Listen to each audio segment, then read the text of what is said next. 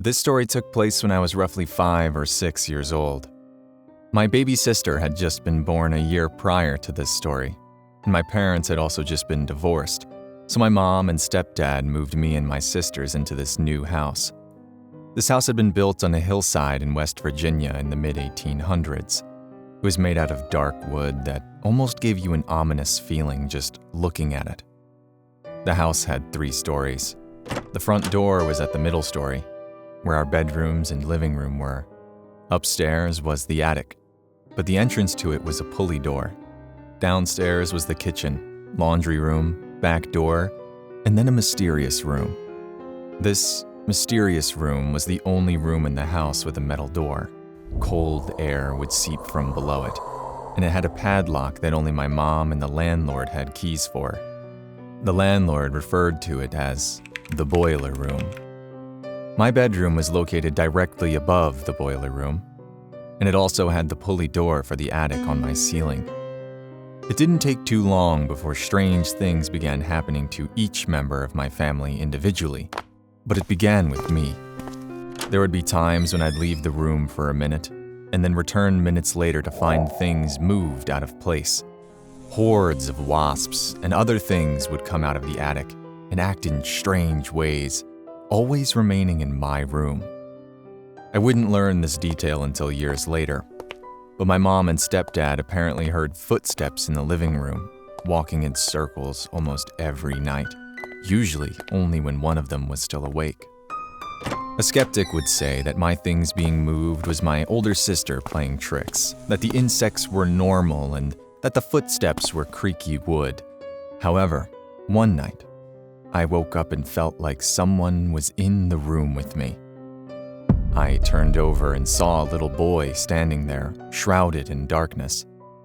I could only see his silhouette, but he appeared to be the same size as me, so I said, "Hello."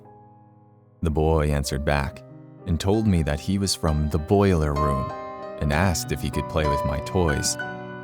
I told him no because it was too late and I didn't want to get in trouble.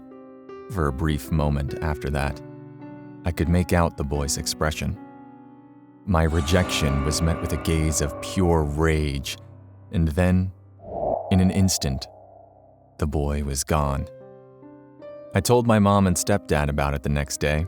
They seemed nervous about it, but then they just reassured me that it was a bad dream. Even as a little kid, I was good at reading people, so I could tell that they were holding something back, but I let it be. That night, something else happened. I awoke again to the feeling that I wasn't alone. This time, whenever I turned around, I was met with something sinister. The silhouette of an elderly woman stood hunched over my bed, her face inches away from mine, breathing on me. Where her eyes should have been, there was only darkness. I got up and ran past her, opened my door, and hurried over to my sister's room. My older sister was away at a sleepover, so it was just my baby sister in her crib asleep. When I turned back to the doorway, I saw the woman walking towards me slowly. As she walked past the window, lightning crashed outside. And then, in that instant, the woman was gone. And where she was, it appeared that a wolf was approaching me instead. I looked away for a second, and as I looked back down, the lightning crashed again. And after that flash, I saw spiders on my pillow. I turned to look back to the spirit, and after the next flash, the little boy appeared again. As he got closer and closer to me, I passed out. I woke up in my bed again, drenched in sweat.